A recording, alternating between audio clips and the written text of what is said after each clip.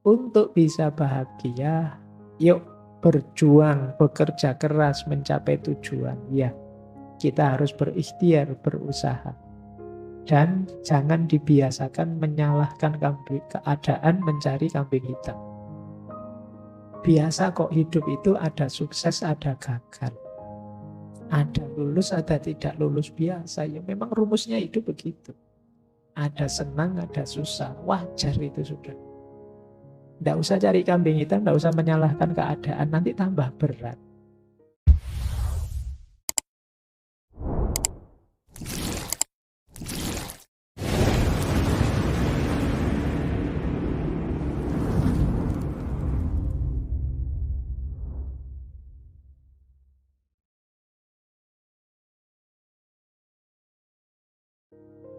Assalamualaikum warahmatullahi wabarakatuh. Bismillahirrahmanirrahim. Jalan seperti biasanya. Yuk mulai agak diseriusi. Putusan demi putusan, langkah demi langkah. Biar tambah baik kualitas diri kita. Dan biar kita tambah bahagia. Yang pertama, ternyata untuk bisa bahagia, kita harus mampu menghancurkan egoisme dan menganggap diri kita sebagai manusia normal saja. Ini penting menurut saya ya. Menghancurkan egoisme itu yang tadi. Rasa benar, rasa penting, rasa tinggi, rasa hebat. Ini semua ego. Lebih kondusif kita merasa sebagai manusia biasa saja. Iya, saya punya kelebihan, tapi ya ada kekurangannya. Iya, saya ngerti bidang ilmu ini, tapi banyak bidang ilmu yang lain yang saya tidak bisa. Iya, saya ini manusia yang ada hal-hal yang dikagumi orang, tapi sebenarnya banyak juga dalam diri saya hal-hal yang memprihatinkan. Ini namanya hidup sebagai manusia normal saja. Jadilah manusia biasa saja. Ini lebih membahagiakan. Karena kalau kita mengidentifikasi diri kita dengan ego-ego besar tadi, jangan-jangan lelah hidup kita. Karena identifikasi sesuatu itu kan implikasinya kita harus begitu terus. Misalnya teman-teman mengidentifikasi saya ini Pak, santri Pak, saya ini orang soleh loh Pak. Oh itu kan terus abot kan, kamu kapanpun harus acting sebagai orang soleh. Nanti dengar adzan, wah ke masjid ini. Terus nanti dengar, terus kamu dituntut begitu. Mending nggak usah woro-woro, nggak usah deklarasi, biasa saja. Yes, kalau mau ke masjid, ke masjid. Kalau mau melakukan kebaikan, lakukan saja. Nggak usah dengan memberi label atribut yang memberatkanmu sendiri. Itu yang disebut kesadaran sebagai manusia biasa saja. Itu akan lebih membahagiakan. Yang kedua, berhentilah bersikap perfeksionis menipu diri sendiri. Kalau iya bilang iya, kalau tidak bilanglah tidak. Tidak usah perfeksionis. Orang tahu kok semua orang itu ada kurangnya, tidak ada manusia yang sempurna. Kadang-kadang salah sedikit, kadang-kadang khilaf sebentar, manusiawi. Tidak usah menipu diri. Itu akan lebih memberatkan kita. Tidak usah terlalu banyak pakai topeng lagi. Topeng kita sudah banyak dalam hidup ini. Biar tidak lelah. Yang membuat kita lelah itu kan karena kita menipu diri kita sendiri. Misalnya kalau ditanya, ngantuk enggak mas ngaji kayak gini? Enggak Pak, saya melek terus. Tapi yo pas ngaji deklak-deklok itu kan yo kamu berat sendiri, nanti ada temennya lihat malu kan kamu. Coba tadi bilang yo saya kadang-kadang ngantuk Pak, itu kan lebih santai. Tapi karena kamu menipu dirimu sendiri, ya berat akhirnya. Jadi konsekuensi yang harus kamu tanggung. Yang ketiga, untuk bisa bahagia, yuk berjuang, bekerja keras mencapai tujuan. Ya, kita harus berikhtiar, berusaha. Sambil tadi ya, ngerti batasnya kapan pasrah. Dan jangan dibiasakan menyalahkan keadaan mencari kambing hitam. Biasa kok hidup itu ada sukses, ada gagal. Ada lulus, ada tidak lulus biasa. Ya memang rumusnya hidup begitu. Ada senang, ada susah. Wajar itu sudah. Tidak usah cari kambing hitam, tidak usah menyalahkan keadaan. Nanti tambah berat. Wah ini gara-gara temanku ini. Tiap malam ngajak begadang saja. Tidak lulus mata kuliahku. Lalu kamu sendiri ya mau diajak begadang. Disalahkan kancane. Jadi ya sudah lah, kalau sudah begitu ya efeknya memang begitu karena kamu begadang tidak lulus biasa saja.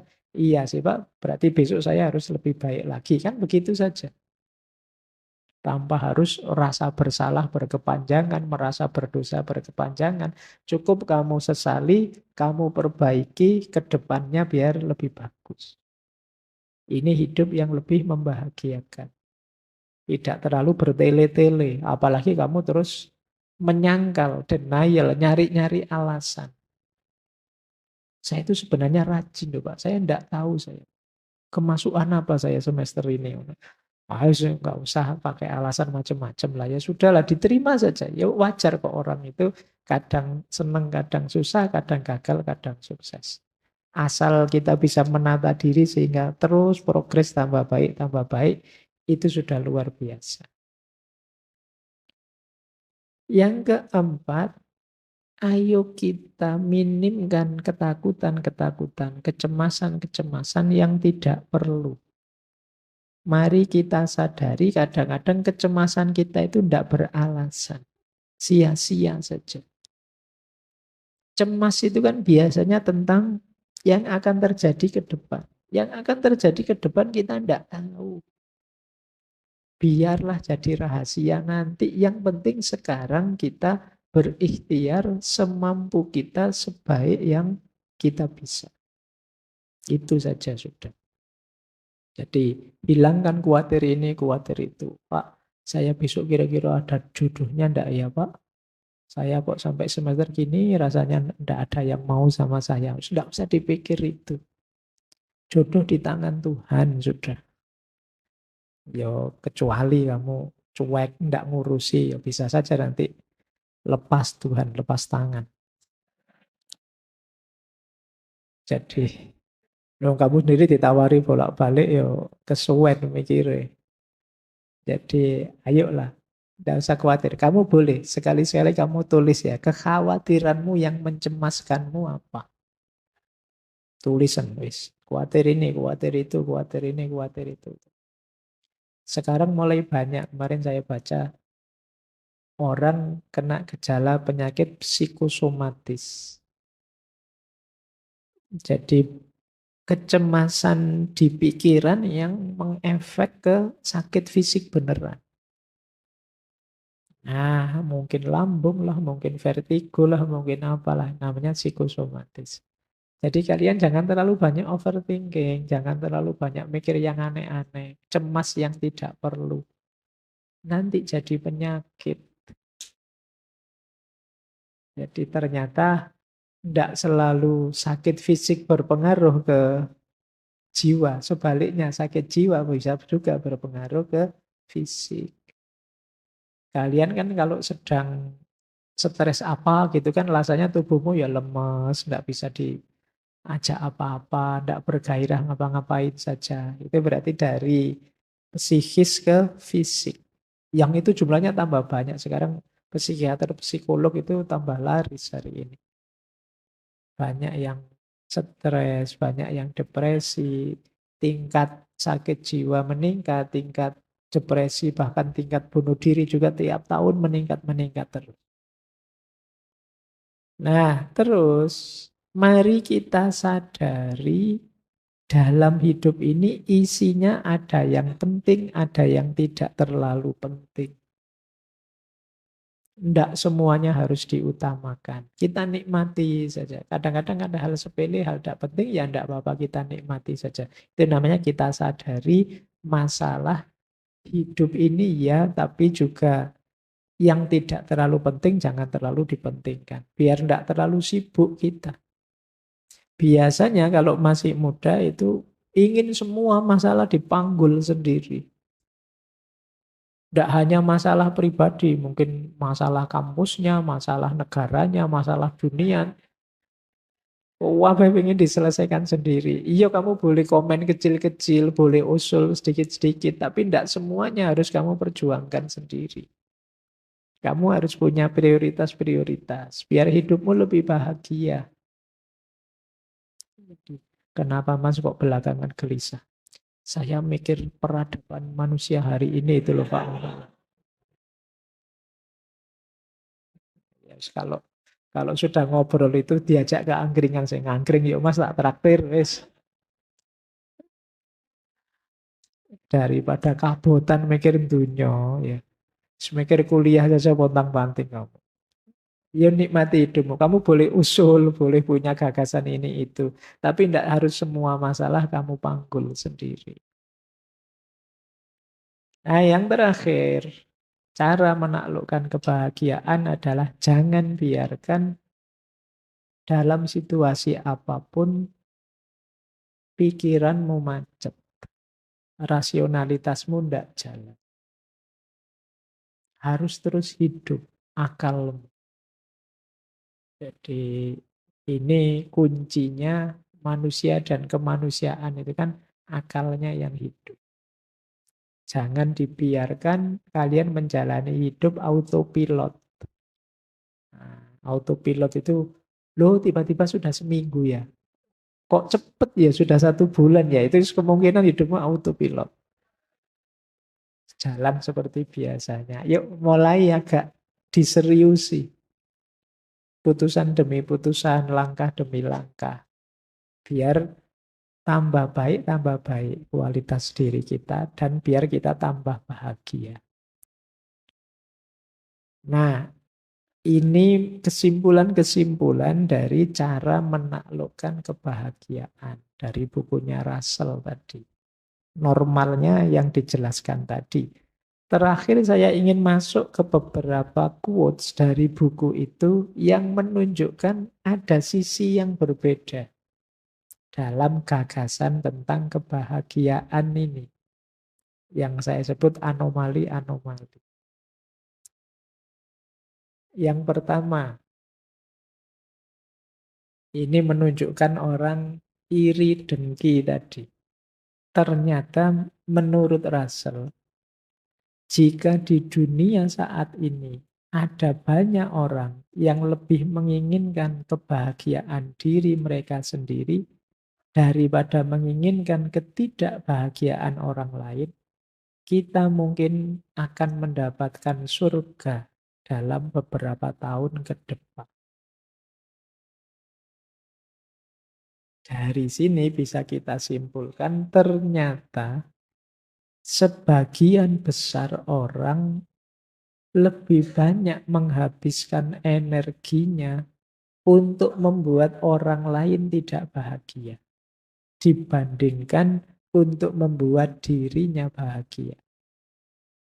Ini menurut pengamatannya Russell. Jadi banyak orang yang perspektifnya negatif terus tentang orang lain sehingga dia terus iri, terus dengki.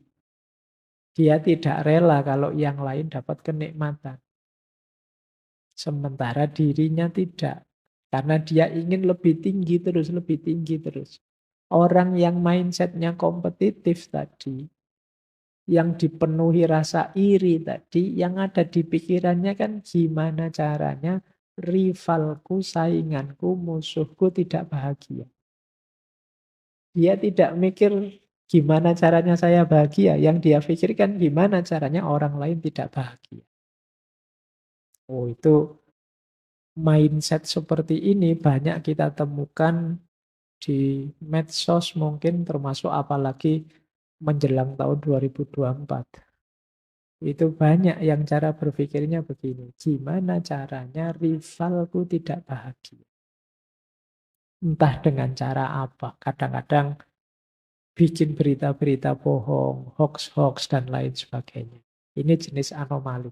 Kalau semua orang berpikir gimana caranya saya bahagia, kata Russell, tidak lama lagi dunia ini kayak surga. Isinya orang-orang yang bahagia, ya orang bahagia itu berarti orang yang bersyukur. Nah, cuma ini mimpinya Russell, ya sulit sih. Orang itu kecenderungannya memang agresif, iri dalam dirinya ada nafas namanya sabu iya. Ingin selalu menyerang dan menjatuhkan yang lain. Baik, anomali pertama ini. Coba kalian renungi ya, semoga yang hadir malam hari ini tidak ada yang di sini. Tidak ada yang mikirnya hanya jatuhnya yang kalian benci. Dalam bidang apapun.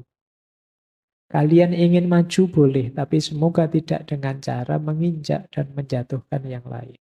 Kalian ingin menang baik-baik saja, tidak apa-apa, hebat. Tapi tidak dengan cara merusak dan menghancurkan yang lain. Hebatlah dan menanglah bila perlu dengan mendukung dan menaikkan yang lain. Anomali pertama ini tentang kebahagiaan. Anomali kedua, ini lanjutannya. Menurut cermatannya Russell lagi, beberapa orang hanya bisa bahagia dengan membenci orang lain, bangsa lain, atau kepercayaan lain. Ini kalimatnya Russell ya. Semoga kita juga tidak di sini. Jadi kayak tadi, Pak, memang bahagia saya itu ya kalau membenci orang atau membenci kepercayaan lain atau membenci bangsa lain. Ya ini tentu saja bukan kebahagiaan. Ini kalau bahasa Jawa jenis angkara murka yang seperti ini. Isinya kebencian saja. Jalur bahagia itu jalur cinta, jalur kasih sayang dan semangat tadi, bukan jalur kebencian. Kebencian lewat jalur manapun tidak akan membuahkan kebahagiaan dalam bentuk apapun. Kalian boleh suka dengan atau tidak suka sesuatu, setuju atau tidak setuju sesuatu, tapi semoga bukan membenci. Karena kebencian betapapun sifatnya negatif. Emosi yang tidak hanya merusak yang kita benci, tapi juga merusak diri kita sendiri yang membenci. Ini yang disebut anomali. Kalau ada orang merasa, saya bahagianya ya kalau mukuli orang, Pak. Saya bahagianya ya kalau menghancurkan orang, Pak. Itu pasti bukan kebahagiaan. Mungkin kesenangan sesaat yang nanti efek negatifnya akan kita nikmati di fase-fase hidup selanjutnya. Berarti bukan kebahagiaan. Anomali kedua. Anomali ketiga. Kata Russell begini, saya menemukan sesuatu yang aneh. Setiap kali saya bicara dengan orang yang terpelajar, saya merasa yakin bahwa kebahagiaan itu tidak mungkin terjadi. Namun ketika saya bicara dengan tukang kebun saya merasa sebaliknya. Kenapa bisa begitu? Ya biasa sih, kita juga tahu kadang orang pinter itu suka membuat rumit hal-hal simpel. Barang yang sederhana saja terus dibikin jelimet. Jadi ruwet, jadi membahas kebahagiaan yang simpel, jangan iri, penuh kasih sayang lah, bekerjalah, itu kan sederhana sebenarnya. Tapi terus dibikin rumit, dibikin ruwet, akhirnya wah apa ya bisa bahagia saya dengan konsep serumit itu. Tapi begitu ngobrol dengan tukang kebun, kata Russell, kok rasanya gampang, bisalah kita bahagia. Coba ngobrol dengan orang biasa-biasa itu. Target-target hidup yang membahagiakannya simpel, tidak jelimet. Kalau kalian ditanya, gimana caramu bisa bahagia? Wah, saya ingin jadi manusia yang bisa eksistensinya berkontribusi pada kehidupan baik di level vertikal maupun horizontal. Di mana? Itu cek rumite wong cuma pengen seneng saja kok. Dirumuskan senjelimet itu. Itu yang membuat Russell Ah, mau pengen bahagia, kalau ngobrol sama orang pinter malah jadi rumit. Sudahlah sama tukang kebun saja simpel, sama teman-teman nongkrong pinggir jalan, itu lebih simpel, gampang. Tidak terlalu dirumit-rumitkan teori. Makanya dia nulis buku ini buku tidak untuk kalangan terpelajar. Mungkin khawatirnya kalau ketemu orang terpelajar terus didebat. Tidak jadi bahagia, jatuhnya debat akhirnya. Oh masa iya begitu? Nggak cocok dengan teorinya filosofi ini, filosofi itu. Ruwet wes. Tidak jadi bahagia akhirnya. Jadi bubar sudah. Kan kadang-kadang gitu. Kadang yang pinter itu malah menyusahkan kita. Rapat enak-enak, yang rapat lugu-lugu gitu cepet diputuskan gini ya, ya gitu selesai gitu. Iya. Tapi begitu yang rapat pinter-pinter, wah ndak selesai-selesai wis. Panjang argumen ini, argumen itu, kira-kira ini, kira-kira itu, tambah ruwet wis. Nah kadang-kadang begitu dalam hidup ini. Kita selalu membuat rumit hal-hal yang sederhana. Sehingga hidup yang semula simpel jadi rumit. Ini yang ditemukan oleh Russell. Anomali lagi. Kata dia begini, orang yang meremehkan dirinya sering dikejutkan oleh kesuksesan. Sedangkan orang yang melebih-lebihkan dirinya sendiri sering dikejutkan oleh kegagalan. Kejutan yang pertama menyenangkan, dan kejutan yang kedua tidak menyenangkan. Oleh karena itu, adalah bijaksana untuk tidak terlalu sombong, namun juga jangan terlalu rendah diri dalam berusaha mencari kebahagiaan. Kan banyak orang itu yang, siapalah saya Pak, saya itu manusia biasa kok Pak. Yo ada kemampuan dikit-dikit, tapi yo ndak sehebat orang-orang itu. Ini kadang-kadang orang yang seperti ini, ketika sukses itu kan kaget dia. Alhamdulillah ternyata Allah Maha Penyayang ini. Saya dapat sukses yang luar biasa. Kagetnya kaget seneng. Tapi kalau kita terbiasa sombong, saya hebat Pak, saya lebih dari semua teman saya yang lain. Itu kan begitu gagal, ya kejutannya kejutan pahit. Di, oleh karena itu apa kata Rasul? Ya sudahlah, tidak usah terlalu merendahkan diri atau menyombongkan diri, biar tidak gampang terkejut.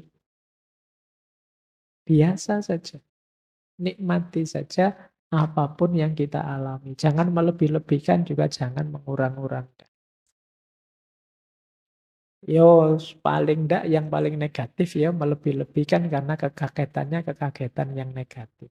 Kekagetan ketika menemukan kegagalan. Ini anomali dari Russell ketika melihat ternyata banyak orang yang sikapnya keliru untuk merancang kebahagiaan. Ada yang terlalu meremehkan dirinya sendiri, ada yang terlalu membesar-besarkan dirinya sendiri. Dua-duanya tidak positif karena potensial terkejut. Meskipun terkejut yang pertama enak, terkejut karena sukses. Terkejut yang kedua pahit, karena terkejut karena gagal. Baik, saya kira itu ya, teman-teman. Itu materi dari Russell tentang cara menaklukkan kebahagiaan. Persis seperti yang dikatakan Russell, ini tidak rumit. Tidak perlu mengernyitkan dahi membahas rumit-rumit. Di masyarakat biasanya yang berjalan untuk meraih kebahagiaan ya rumus-rumus tadi.